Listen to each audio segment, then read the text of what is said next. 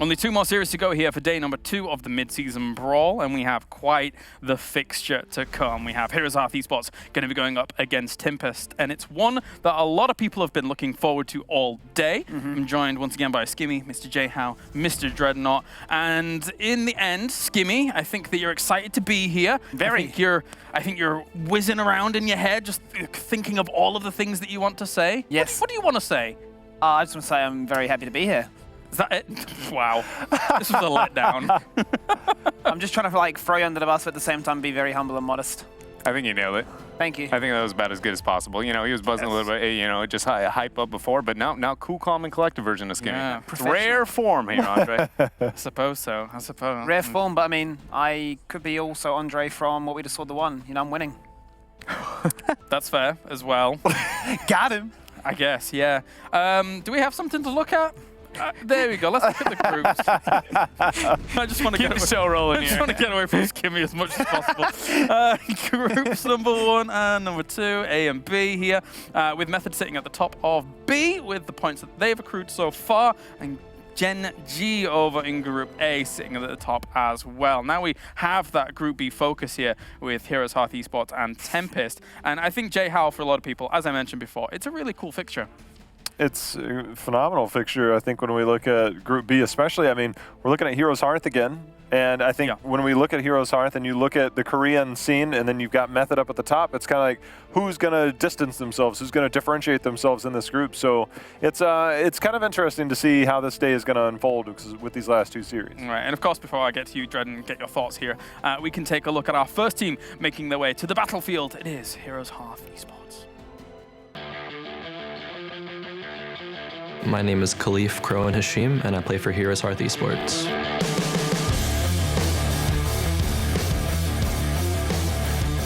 I mean, I think that we've been improving a lot as a team, over the past, even like year, but specifically the past like maybe a few months or so since the Western Clash. We've taken what we've learned there and applied it, when we went back to NA, and now here we are in the mid-season, being top 2 in our region. So hopefully we'll keep on improving. Couple of goals, like our reach goal is making top 4 in this tournament. Our more like realistic probable goal is making it out of group stages, so we'll see which one of those goals that we are able to achieve. My name is Chase BBJ Dixon, and I play for HeroesHearth.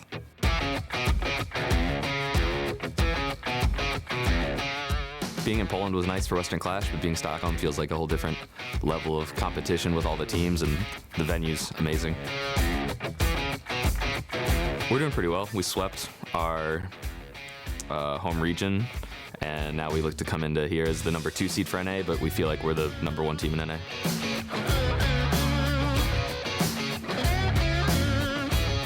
Just really love the nature of competing and trying to win, and I really hate losing, so we're not here to lose.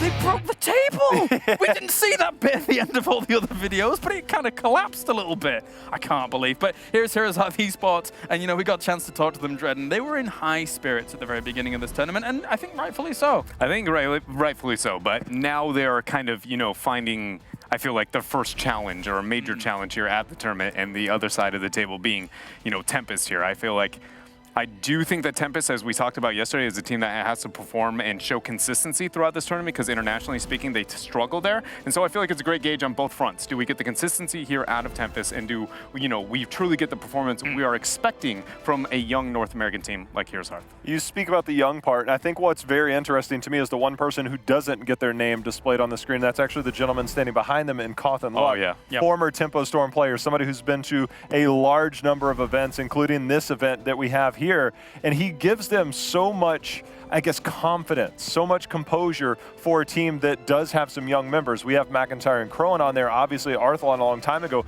but he seems to bring this team together. The respect that I think I hear from the players towards them is the same thing I hear from Korean teams, with the amount of respect they give to that and the level of trust they have within their coach. In terms of comparing it to someone like Noblesse, for example, I think we had HeroesHearth Esports saying it perfectly, which is basically akin to he's not a glorified water boy. He is, you know, he is actually an extremely important part of their team. Yeah, I mean, it's not as easy as just dropping in a random player and going, look, you tell us what the draft, you tell me that I'm doing okay, you make sure that I'm feeling good, right?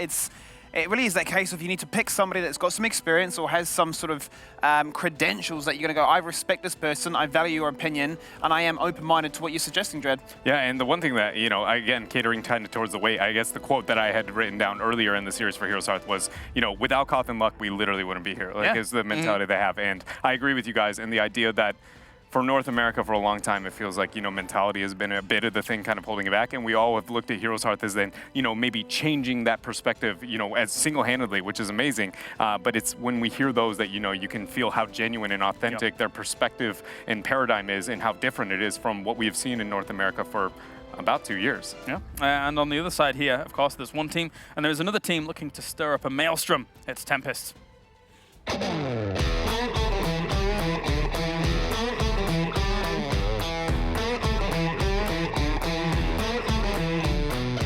저는 지금 템페스트 팀에서 활동하고 있는 사인 윤지훈이라고 합니다.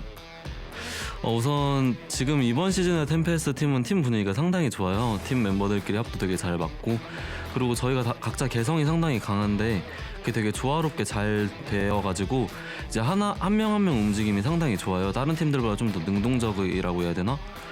그렇게 좋은 것 같아요. 저희는 좀 더 활발한 그런 느낌? 네, 제가 이제 유럽에 처음 왔는데 이제 경치도 너무 이쁘고 이제 건물도 너무 이쁘고 해서 되게 게임할 맛이 나는 것 같고 열심히 해서 좋은 성적 내려고 하고 있어요. 저희 장점은 약간 망설임이 없고 약간 거침없는 플레이를 많이 하기 때문에 약간 게임이 좀 빠르게 흘러가서 이기는 것 같아요. 저희는 미드시즌 난투에 우승만 보고 왔기 때문에 무조건 우승한다는 마인드로 하겠습니다. We win because our games end quickly here. So no indecisiveness, they believe, coming out from Tempest. And that's a big statement to make. I mean, it really is, and a bigger statement for me to actually see, you know, where do Tempest actually lie in this tournament? They've gone against, well, I mean, some teams have had very easy starts, other teams have had quite hard starts. They went up against Dignitas themselves saying, how do we rank up against these Korean teams? Well, Tempest go 2-0, baby. Yeah. Now we have HeroesHearth, arguably one of the other big powerhouses coming out of North America. I'm really excited to sort of see where that lies. Do Tempest just steamroll them as well? I mean, it's going to be a big one to actually sort of jostle up. If we go back to the earlier part of this year, in Korea, they came out like a freight train. In that region, they were beating some of the top teams that we've known have been staples. They stumbled a little bit at Eastern Clash, but if we actually look at their series yesterday, we saw signs of 2 years ago when it was the Tyrael, Greymane, things like that. And speaking of signs, there's one. Yeah, it was really impressive to be able to see that from the members of Tempest there. But I do think that there's kind of a cool conundrum that they're going to have to kind of face here. Not only do these heroes have some of the more unique hero priority, specifically I raise ETC when thinking towards Sign. He's one of the highest priority ETCs that exists. Yeah. And if we look at the drafts we got from the members of HeroesHearth Esports, they prioritize ETC far higher than they ever had through even North American regions. So suddenly it goes, you know, where is that going to kind of unfold for these drafts? And then also, when we looked at HeroesHearth versus LunarMeow, they heavily shifted their compositions in order to limit the opposition. And so I really feel like unless Tempest, you know, has gone back and done a lot of research here in this point in time, HeroesHearth Esports has not shown their personal investment and ideas of what they think the meta is going to be, at least not yet. So it's really cool to see, does Tempest think that suddenly that's true? Or if not, you know, do they need to prioritize it a little bit higher? And of course, while you're at home, you can always use the hashtags for two of these teams to see if you want to think if they're going to win or not. Please not 80-20. It's been close and close and close. And let's see if they're going to be able to win it. Of course, the hashtags, you know, like, I'm down with the kids, all right? You're very cool. You're very trendy. Yeah, I'm almost 30. I'm trying. Are you old enough that that's still a pound symbol? Oh, yeah, like on the title. Boom! He starts that one. Oh, yeah. Oh, wait a minute. Stop talking. Yes, I love it. Oh, look, we're going to Sky Temple. Moving on. Moving right on. I will say that I was actually really concerned that Sky Temple would get let through, quite honestly. Korea love this map. Korea absolutely dominate on this map. They've got a 9-1 record on this map. So for Tempest to come out saying, look, we're here to play. We're going to show you that we may have discovered, or not discovered, but may have showcased what we have to play here. Right. But we're going to do it on our best map. Yeah, game number 1 then. It's going to be HeroesHearth Esports going up against Tempest. The bands are going to be rolling in here for this first game in this best of 2. And also my top secret is on the line. Ooh. Yeah, Dread actually made a really good point about how HeroesHearth's meta, we still don't know what it is, but we did get a little bit of a preview of Deckard so far. So, and for you and I, who were commentating in a league, some of the questions we had at times was, is BBJ's hero pool going to evolve out of a couple of heroes that he heavily leaned on? And we definitely see that the last 4 weeks, 5 weeks, he's definitely been working on that in the new support that just came into the Nexus. Yeah, and then again, I'm going to keep up my praise here after the last game there. And I think there's another challenge in the fact that he has not faced a support as diverse and willing to adapt to that, or as skilled as I feel like Hyde on the other side of the battlefield. So kind of the trade-off of, again, priority over those, more unique roles outside of the DPS, I think is going to be really cool to see unfold here as we get ourselves an Abathur ban. Not too surprising, considering HeroesHearth Esports, very comfortable with the solo support Abathur composition, and they lock in the standard Malfurion. So far, exactly what we'd assume from HeroesHearth. Indeed. And I don't think Hyde's going to have any real quarrels there as to them locking in their Malfurion. He's very competent on multiple heroes. I just want to really highlight the fact of how he displays Uther, especially into like Lunara. Just the small minor details when you're looking at these sort of matchups and going, yeah, sure, that's a counter.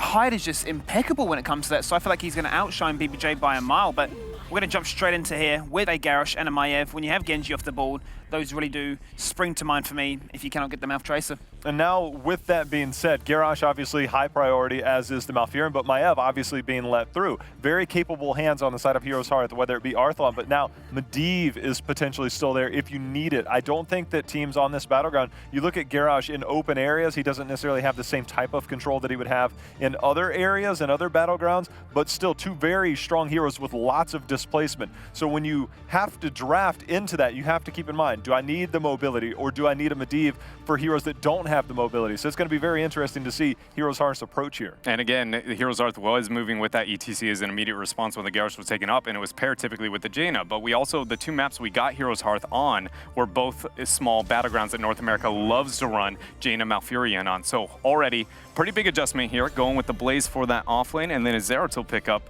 Pretty curious on that, a little bit different than what we have seen, but this team has actually, I believe, quite a few Zeratul players on it. It's a really cool approach when you are HeroesHearth, because McIntyre can literally flex over to everything, including ranged, and then you've got Arthlon, who will literally play anything. I mean, he will. Like, it doesn't matter. If you can look at his hero pool, he's got like 19 heroes played throughout the league in the first part. That's way up there. Like, that is insane to think about, and he was willing to play and try anything. So definitely HeroesHearth with quite a bit of flexibility. What a Tempest looking to ban, however, I'm thinking Johanna. I'm thinking I want to take away a tank. I don't mind the idea of a tank, but I feel like because we're looking at Sky and I don't see too heavy a synergy, I'd avoid the JoJo in that type of situation. Tracer, not what I expected considering the Zera with it. Yeah, I mean, I wouldn't think the Tracer as well, but the Malfurion pairing. The only reason I was thinking really of the Johanna was mainly for the fact of just the controlling factor. And Maiev good matchup into the Garrosh, the good matchup into the Maiev. So that was what sprung to mind despite the inadequate synergy for the map itself. I think there's a way to kind of be able to make up for that depending on, whether or not they want to move with something more like a Hanzo later on, which is something that HeroesHearth was comfortable flexing together. I mean, Crowan's Hanzo was absolutely astounding, and then Johanna together with it, they have high impact, Blaze with the follow-up, Zeratul with a Void in the downtime. Like, that's a huge wombo kind of setup here. So, actually, now that you say that, and, at first I was like, on Sky, I don't know. But you're right. If they do end up getting the pairing with, again, a backliner that they like, I think it could be a good selection there, because Maiev Garrosh means you're probably just going to die. If you're not as familiar with HeroesHearth, they love combinations of abilities, and they do not care if it's around the heroics. They love the basic ability setups, and you talk about the potential that you have the Blaze set up, and then you go into the big ones. If you get the Dragons or you get the VP, there's so much that they like to run that is synergistic amongst them. You'll never find a draft that doesn't have synergy. And well, if you were looking to get the Hanzo, that's a no-go, because that's going to be on the other side for Tempest. I was just going to say, if they ever a Korean team will get Genji, they'll go for the Uther. Seems to be a case if they get the Maiev, they'll get the Uther. So they're going to go for straight away the power plays, denying the Hanzo away from Crone. Hold on here. Hold on, though. This is my moment of truth. My heart's beating. Okay. So the last slot on the draft is in that envelope. Yeah. The envelope that you handed me earlier, a couple of series ago, Absolutely. I think it was 5 to 6 series ago, haven't touched it, and I still don't believe it whatsoever because HeroesHearth was looking at me going, wait, you guys, you know our last pick? We don't even know what we're picking. It was word for word what Crone said, so I do, just keep in mind, one thing I do want to highlight here is I think there's an opportunity to maybe go with like a Li Ming, hyphy reset composition with the Zeratul setup, but I can't help but feel like this is not only an Uther, this is Hyde's Uther we're talking about. It's a great way to negate a lot of that play, so I can't help but feel like with that Hanzo denial, HeroesHearth is in, kind of a corner here. Well, there's Li Ming ETC. ETC. We'll get there in a moment, but I want to go back to Dread's point is that one of the things that we've seen in the past, especially early in HGC when a lot of teams were trying out Zeratul, Uther was kind of that anti-Zeratul. Zeratul comes in, Uther's quick on that hammer, brings down the hammer, gets the stun. Then you look at the fact that you have a Garrosh and a Maiev, that Zeratul is going to have to be very deliberate, very quick on getting in and out of those situations. So I think it's going to be difficult to find those moments for Zeratul on HeroesHearth side. Skimmy, what are you thinking for the last for Tempest? I'm just thinking more punishment potential. If you're jumping in as Zeratul, if you're jumping in as ETC, there's a lot of CC that you're going to be greeted with, so let's look for more damage to actually try and connect with those kills. You've got the Hanzo so far. You'd imagine it's the scatter arrow for the control of not only the boss, but also those mercenary camps. I want to say... There's a part of me that wants to say Junkrat, but I'm a bit skeptical given that they have the Zeratul. But also there's a part of me that says Falstad because we know that Tempest like Falstad and it's a great map for it. Yeah, Lockdown is one of his best heroes. It's going to be a Thrall as the last pick there for good on the off lane. We've been seeing a lot of this today with just like the single assassin and just straight beefiness. I will say the most successful compositions that we've seen with Maiev compositions, because Maiev is a melee assassin. Yeah. But Maiev does not pair well with that double warrior front line, and it doesn't necessarily pair well with the double range. Yeah. The most success that we've seen Maiev have is with that offlane of a Thrall or a Sonya who technically is a warrior but functions more like an assassin. And those have been the most successful compositions throughout the research that I've seen across all regions. So the Thrall pickup here, I absolutely love it, and I think it fits a lot into what they're trying to accomplish. All right, so at the beginning of the broadcast, I did say to Dread and gave him this, that I would be able to predict HeroesHearth's last pick during this draft. No matter what happens, I will look away. I am not influencing you. He won't even tell us. It's going to be a struggle to open. See, the worst part was we asked me to do this, and I don't open enough letters to be good at this, so we're just going to rip this puppy open. Okay, read everything that's in there. Is it glitter? There's going to be glitter everywhere. Okay. Show it to the, Best camera. mummy ever. No. What? Best mummy ever. Okay. Happy birthday to you. Love you lots. XXX from James. No. My mum's got a picture of ETC at home in an envelope. Oh my gosh, she's gonna have no clue what's going on. I need to give her a phone call right after this.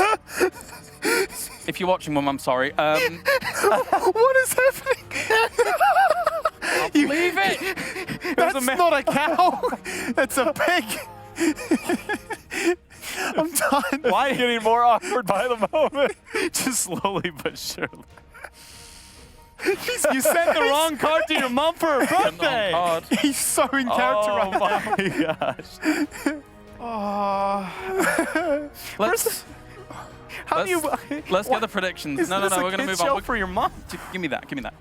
Why did you send a birthday card of a pig? We're gonna get the predictions. What's your prediction? This is Tempest's best map. This is a draft that I feel like they're very comfortable with. Yeah. Hyde is a god, he's got Uther. I feel like they have a lot of CC to try and deal with this Zeratul that's going to be looking to try and jump in snipe. It's just not going to happen. Have to go here for Tempest. I actually think that Tempest is completed themselves a very good draft here on a battleground, something they're comfortable run. And I don't know if HeroesHearth got what they wanted, so I'm actually going to go with Tempest on this one. But HeroesHearth could pull it off. How dare you? This is our chance. This is our absolute chance to show that we have the pride that's necessary. Didn't you tell me no yesterday No, on Tempo Storm? no. I'm absolutely voting Tempest. I just, how dare you? Tempest. No, they got exactly. They didn't get exactly, but they definitely got a lot. I completely agree with the sentiment. HeroesHearth didn't get as much as they would have liked. I guess I go with Tempest as well. It's 4-4 for Tempest. It's 4 for Tempest. Let's check in with Twitch chat as well, which I'm LBJ E20. No! Oh, great. We have 57, 43%. A close one here. A lot of faith in HeroesHearth Esports going into this game. Let's head over to the commentators as well, who will be bringing us this game. We have Trickley, we have Caldor. You boys ready? We are ready. HeroesHearth getting a lot of votes, so it seems like they are the people's champion, Calaris. Yesterday looked actually like really good for North America, but apparently our NA guys have lost faith already. That seems like it. Well, Flip-floppers. That's how it goes. All right, boys, have fun. well, Caldor, I'm excited for this matchup. It's great to see NA versus Korea. Tempest has been dominating. What are you thinking, man? I think that I hate you a little bit for hating Swedish cookies, and I think that's still a problem that we have to talk about. Okay. But on the Heroes front, we have absolutely fantastic matches incoming, and I want to see what HeroesHearth can pull off. Here in game number 1, as we are heading in, and we have our boys to the left side here in blue. BBJ on Malfurion, McIntyre on Blaze, Arthalon on Zeratul. I heard rumors that he practiced 1 hour today, so they should be in good shape. Krone on Liming, and Ishbu on ETC. A full hour. Wow, impressive. That's all you need. That's apparently on the right side here in the red. Tempest is going to be on the right side. Let's introduce him after we come back. Roman getting a bit of a pause in there, thinking about what exactly he wants to pick up on the Liming here at level 1. Yeah, Krone with a quick pause. Okay, well, this is the perfect time to tell our little cookie story then. What do you mean cookie? Like that? There's nothing to tell. You are just Caldor, no, you're just a savage. You can't appreciate the cookie that is the Swedish iconic cookie. I honestly think you're the king of overselling everything. Absolutely not. I have no idea what you're telling. So Caldor walks up to me and he's like, "Oh, Swedish cookies are the best. They're in the kitchen." Okay, wait. Yesterday. No. Everybody that ate that cookie so far said like it's 2 amazing. people. It's not the 2 people. What are you talking about? So he tells me this yesterday. I'm like, no, I'm good on the cookie today. Maybe Koreans. another time. Maybe another time. And so today he's still saying, try the cookie, man. It's amazing. They got a whole box out there. There's like half of them are gone. If you don't go eat one now, they're all gonna be gone. So I'm like, all right, fine. I'll go try this cookie. It's amazing. It's next level It's the driest peanut butter chocolate combination cookie I've ever had in my life. There's not even peanut butter in there. What are you talking about? That's what it tastes like. It tastes like peanut butter. Okay, now I know what's wrong. Your taste buds are screwed up. Apparently, I don't know, man. I'm going to show you a real cookie again when we get back to America, because there are some good cookies in America. All right? You're a little bit kooky. Yeah. The best part is you're so proud about that. It's not even that good of a pun. It's an amazing one. It's a pretty what good are you one. talking about? It's a pretty good one. All right, well, we're waiting on our teams to get set up here. It seems like there's a bit of an issue at the desk, and then we'll hop into it as we'll have HHE taking on Tempest. Do you think HHE has the stuff here to take on the Korean team? Again, like, their team spirit really impresses me, and the way they approach the tournament and the games themselves is absolutely awesome. It's just that Tempest looked really strong so far. So I'm impressed by the North American teams up to this point, especially Tempo Storm. And when they go up against Fnatic later, I think for the European team, it's actually going to be pretty rough to take them down. But with HeroesHearth, I'm not really quite sure yet in that particular group, just because I feel Tempest is, with the way they played yesterday, a level above what we've seen from Ballistics, for example. And I mostly attribute that to Tempest finally being able to control a little bit more how well they play on LAN compared to the past, where they kind of choked offline a bit more. Yeah, I think that's the thing when it comes to North American teams and why I feel so proud of them right now. When it came to North American teams in the past, we would see them come and they would not play their game. It seemed like their entire gameplay changed. They got in their heads a little bit thinking, okay, we have to play slower here because we don't want to be punished for mistakes. And the next thing you know, they're slowly dying. That was a thing for Tempo Storm for a while, is they just wouldn't make aggressive plays. But now they're actually showing up to the international tournaments and putting their gameplay on the board and actually being able to deliver. That stuff is exciting. Even this morning here, when they had their match against Genji and were able to actually put up an amazing fight and have winnable games. That's something that they can be proud of, right? I'm sure the North American crowd is at home looking at their 2 teams that are representing them and actually enjoying what they're putting on the board. They definitely should be. At the same time, of course, there's still a bit of a caveat that we're only in day 2, so there's a lot that can still happen. We've seen already a lot of upsets, so there's definitely a lot going on right now, where going forward towards day 3 and 4, there could be a lot of things still to completely screwing up the standings. But right now, NA is doing extremely well at the beginning of the tournament. But I feel that teams like Ballistics, for example, are definitely going to tighten things up a little bit more and will present themselves more like a fully Korean team. And with Tempest, we talked about Hyde a little bit and about Uther, how Uther is just not a pick that we see a whole lot in Europe. No, it isn't. Also in North America, not to the extent that you see it in Korea. And when they played their first few games, it was amazing to me to just see how well they controlled the entire flow of the game against Dignitas there. And Hyde had such a huge impact on that too, on his hero. So I'm really interested to see if HeroesHearth can take that down. Yeah, which I don't know if they can, right? I think one of the things that Dread brought up yesterday when we were on the analyst desk is how strong those Uther Divine Shield timings are and how much the team is willing to push the envelope to make sure to get a kill with those Divine Shields. It's something that you don't see as much, as a lot of teams seem to be off a second or two, and they just are not. And of course, you got Sign, who is making plays this tournament. He's only had a couple of games, but each match he's been so impactful. Yeah, he definitely has been. And by now, we are back in the game here, map number 1, and towards the right side of the map, we have our Korean team. It is Tempest, of course, with a Sign on Garrosh. We have Lockdown on Maiev, Dami on Hanzo, Hyde on Uther, and Good on the offlane, playing Thrall. Now, looking at compositions here for our teams, Tempest has a lot of control, a lot of displacement. Garrosh, Maiev, that is something that is very hard to face off against, and I wonder if HeroesHearth has a discipline here to actually be able to control it. They'll have ETC on the front line, they'll have Bunker later on to help out with the saves, but Li Ming, Malfurion, Zeratul, they got to be careful. Yeah, especially Arthalon and Zeratul. It's one of those things when you don't play against a lot of CC as Zeratul, you can really just like dive in. You have your wormhole later on, you have the wobble blade, you can do so much pressure against any squishy, like Hanzo for example. But now we are going into a taunt on Garrosh later on against the Tether as well, and also against Uther with a stun, and that's a big problem. The CC chains are something that Arthur in particular has to be very careful about. Well, luckily, he will have Ishbu there on that front line. Ishbu is one of these calm, collected tanks that in Hero League I played with a couple of times, and I really enjoy what he brings to this team. Always being calm and collected, as mentioned, but also trying to direct his team towards a fight, and also setting up the next couple of plays. We're at level 1. He's already thinking about level 4, level 5, how they want to take down the map, work on the macro sense of the game, so I'll be watching for him to play well here. Yeah, at the same time, we have seen Maiev already attempting to go for a few tethers and setting up opportunities for Tempest. But we have also a nice move up here at the top where there's a quick snipe against the tower.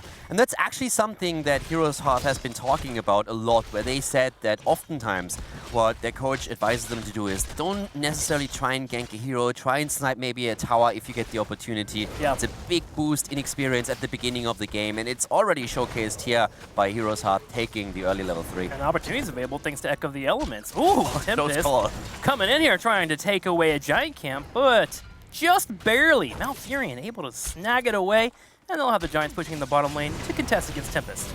Yeah, already. Here comes the Tether. Ishbu can move out, no problem here for him.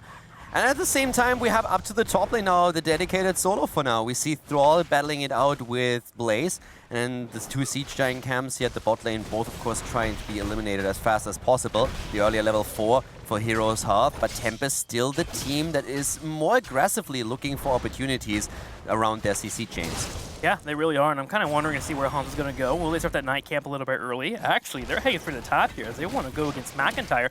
McIntyre low on mana and also use that Jet Propulsion. He's going to just try and buy some time while Zeratul and ETC are trying to rotate over to possibly help him or slow down the rotation, but it's not going to be enough. McIntyre knows it, and that's going to be a kill as Tempest gets first blood. Yeah, Mac goes down here. First blood in the game. The rotation was just not quick enough. Zeratul, Arthalon, he was looking to see if he can maybe help out, but there was just too much barreling down on Blaze, and there was just no way for him to escape here. So the early kill goes to Tempest. They're still slightly behind in experience, mainly because HeroesHearth was aggressively going for structures and taking them down early on. But with the temples now activating in 8 seconds, this is where the game is starting up. That it is. Temple at the top, Temple in the middle, 2 seconds and that'll be up. Sign already positioned here in the middle, but Ishbu right next to him, trying to contest that area, knocks him back a little bit here as Garrosh is going to be able to throw Ishbu into the fight, but nothing there for a follow-up as Tempest groups forward to fight around the ETC. Yeah, Uther, by the way, on level 4 with a Pursuit of Justice after the Hammer of the Lightbringer on level 1, so a bit of that movement speed for him, for the positioning, and also the additional stun that he can chase down then later. For now, we're seeing possession of the temple in the hands of Tempest. So they are already zoning HeroesHearth out down here. But the rotation to the top has started. And the North American team now attempting to at least claim a few shots up at the top. But the camp is pushing in. A great mercenary timing here for Tempest. And HeroesHearth has failed to take their own. That's a really good point. That's what I was going to bring up. That night camp pushing in the top mid that HeroesHearth had to clear it up, which means they're a little bit delayed on clearing out some of those temple shots, which means Tempest can now rotate over and contest the area. It was just really difficult for HeroesHearth to also move in because of the aura, but look at that kill against Maiev. Fantastic play here by HeroesHearth. Ishbu sees an opportunity, they go in, they get the stun, and they take Maiev down. North America finding some kills on the Koreans here. Echo of the Element will finish up here for Thrall, meaning that Poke is about to jump up for Thrall. 4 minutes in is absolutely fantastic for him. Sign, by the way, here. Kroen on Li Ming is going in. He's known for his Li Ming play, and if he pops off in those team fights later and gets the resets, then he is definitely in a position where he can throw Tempest into a loop. Now, look at the top lane also. A fort did fall for Tempest, which means HeroesHearth jumps up in experience dramatically here as they move towards level 9, which is great for them. For the second temple phase, if you're able to get towards your heroics, you can mandate, you can really dictate that area and even maybe go for a boss play. Yeah, the thing is, every time we see a Korean team fall behind in the early game, there's this little voice in the back of your head that says, what happens after level 10?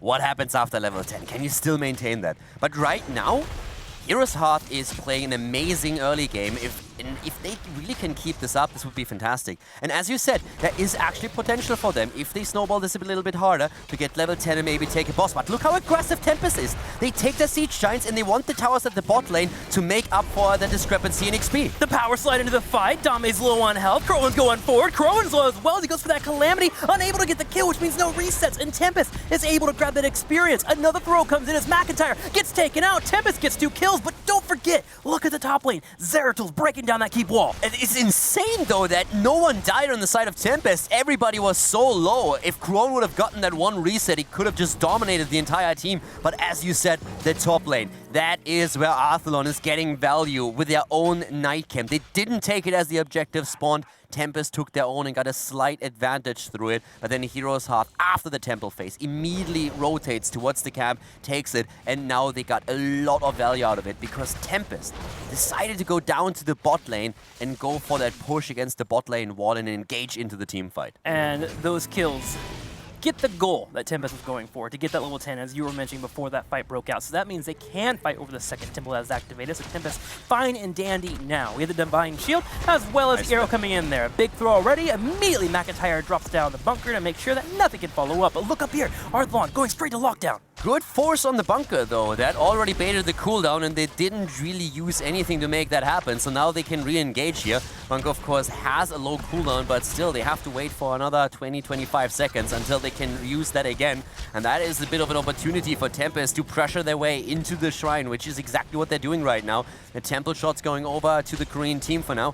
Li Ming again with an opportunity. Kroen currently looking for those, but here comes the cage. They're going in, and the mosh pit is hitting hard against 2. They're taking on side is about to fall, so it's Lockdown, but both of them move away. Hits the Divine Shield. They're keeping them alive. Lockdown is in, and ETC is the one dying. How is Tempest still alive? How exactly? And they keep going too. Good moving forward here. He drops down the wolf. Luckily, a bunker just came up, so HeroesHearth is able to mitigate the kills that would have been on their side. But ETC being down, Tempest now has 5 strong on the temple. You gotta be kidding me here. Ishbu gets them on throw, and they're trying to go in for them again. Everyone is so low for Tempest. This is the second team fight where they're basically dead, but somehow they sustain themselves through the fight. Hide again, like a beast, dropping the Divine Shield at the perfect moment. Everybody gets out. 4 kills for Tempest, only 1 for HeroesHearth. But the North American team is still able to claim the temple. This is the only reason why Ishbu went down, by the way. He was low moving forward because Thrall put out some decent damage. He goes in for that fight, lands a perfect mosh. Gonna have the VP on the backside there on Uther,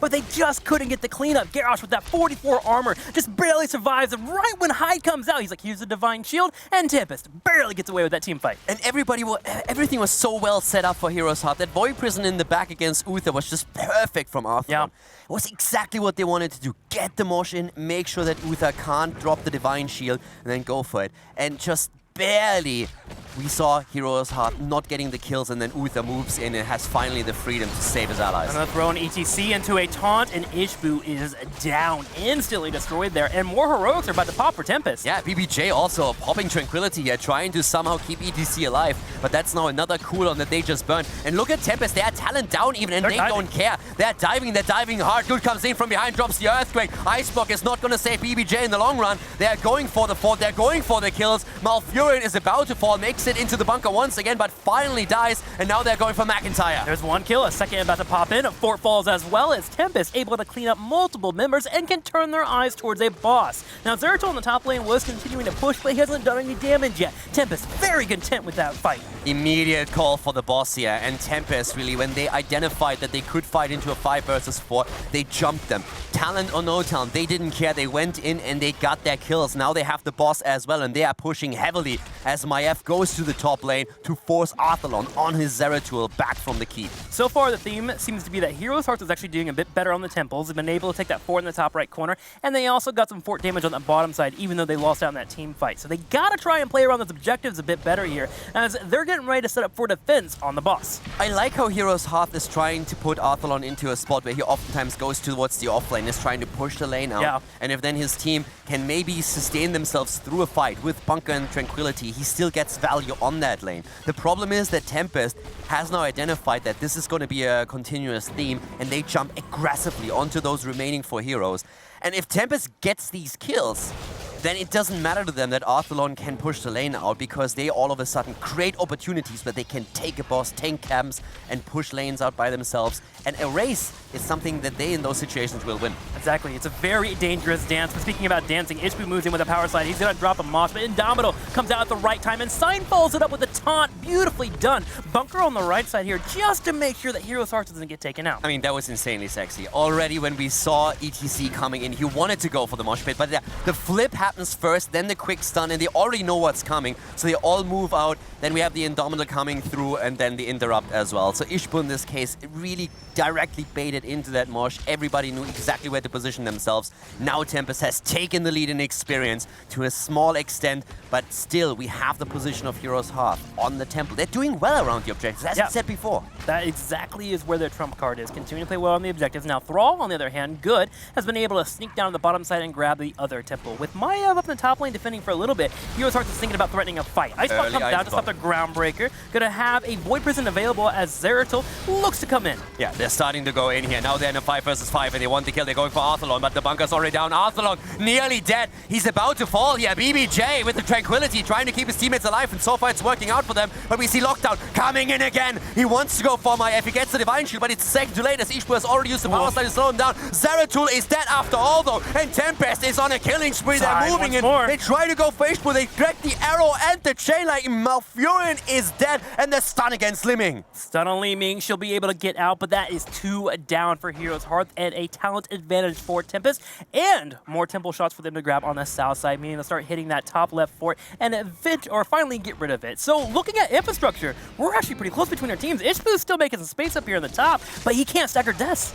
Yeah, exactly. They need to be really careful here. There already are a few teammates of ETC starting to come in, but Crone has to be careful himself as Lockdown is still looking for an opportunity. Here's the death of ETC, and that is a worst-case scenario for HeroesHearth now. That's a staggered death at the worst time possible. Temple is still about to be captured. You have a couple of camps on the map that you can easily take. Full map control right now for Tempest and a level lead over their opponent. Yeah, Tempest is able to get that counter momentum in that top lane. That's been the main focus for HeroesHearth. And with the boss spawning pretty soon too, they could also make a power play for that as well, with ETC being up in about 13 seconds. The rest of Tempest already converging on that bottom left side to possibly invade and take away those giants. I don't think HeroesHearth is going to be able to take it back. At this point, they really can't. ETC is still down and is now about to spawn, but we have at the top lane at least already the tag team of Zeratul and Blaze, both of them with a wave clear to take that camp down early. Structural advantage, though, goes slightly over to Tempest at this point, and they have really started to take control of this game, and it's very much so reflected in the kill count. 10 kills to 1. Yeah. It's still amazing to me that Tempest has only lost a single hero in this game, considering how close Tempest was to get wiped through Li Ming resets. Well, HeroesHearth has to play defensive, and they have to do it with 4. Blaze finally making his way back here as the keep will be under siege from multiple giants. Luckily, the timing isn't too close here from Tempest, so they can deal with 2 first and deal with the second wave afterwards. Now, the one thing that I still want to point out is that, yes, if you look at the kill count, Tempest is heaps ahead of HeroesHearth, but HeroesHearth had a couple of really cool moments already where they were very close to just getting the Li Ming resets. And to be honest with you, if they just continue that style and there's one moment where Tempest falls into the mosh pit trap again, then HeroesHearth can easily start a snowball against their opponent.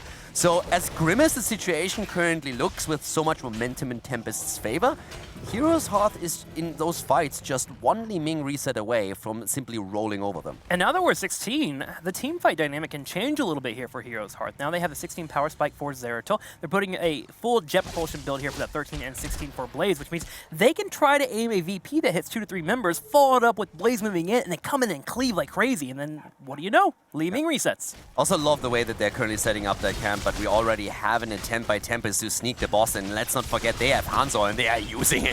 He is just melting that boss down. Absolutely no chance. HeroesHearth even knew what was happening. They realized we need to double check the boss here. They go down, but Hanzo just melts him down so quickly that no one can react. Even Arthelon with his Void Prison didn't have an opportunity to just slow it down enough for the rest of the team to come in. The best part about this is especially going to be a throw over here for good as he gets tossed into the fight. Gonna drop the Earthquake. McIntyre continuing to kite away. With Tornado coming out, he has to be careful and continue to move forward, but McIntyre, he just can't move. Finally, Jet Propulsion's out as they have to deal with the boss and the Tempest charging his lockdown. Reset after reset after reset. Dame comes forward, brings out the bow and arrow, gets a kill, looking for another, and he gets it. Maiev has a field day on the Bridge of Death here, taking everyone down, just cleaving away. A triple kill, and the boss is moving through too. That was a worst case scenario here. Down goes ETC. McIntyre got just caught in the wrong spot. The boss helping out, slamming the bunker into the ground as they're dropping it. And now all of a sudden we see Tempest going straight for the core here, trying to take game number 1, and HeroesHearth just doesn't have anything left to defend it. No, they do not. Tempest secures the final hit here on the core, and they will go up 1-0. Great Uther play.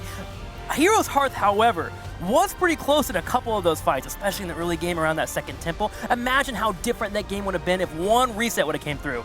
Absolutely true. There were so many opportunities when Tempest walked away with 2 to 4 heroes basically dead already, with no hit points. Yeah. At this, I mean, if the kills come in, Li Ming gets the reset.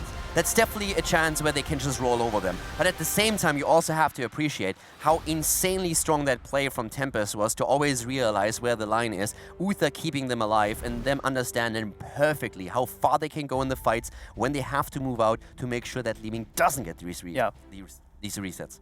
Well played there by Tempest as they're able to control the fights just enough to deny the resets, as you were mentioning. Garrosh also with that armor just barely holding on. But it felt like even though HeroesHearth held the temples, it was just a little bit too much. Tempest continues to be on point when it comes to team fights, and I expect that to continue throughout the entire week.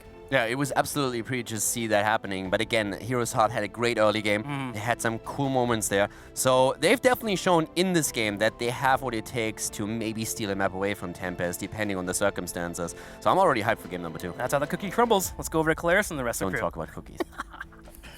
What is he on about? I love cookies, but I also love the fact that Tempest was able to take that in the way that they did. They looked strong. But Jay-How, there were some of those finer moments where it was close for HeroesHearth to be able to maybe take some of those fights. Yeah, so close. I mean, Trixler pointed it out there, kind of rounding it out. Yep. That mosh pit at the bottom, the VP that was there, I mean, we're talking maybe 100 health left on a couple of those targets, and they just weren't able to confirm those kills. So whether that was just a lack of focus, one auto attack, maybe different priorities there, I mean, that is just marginal at best, and that could have gone either way.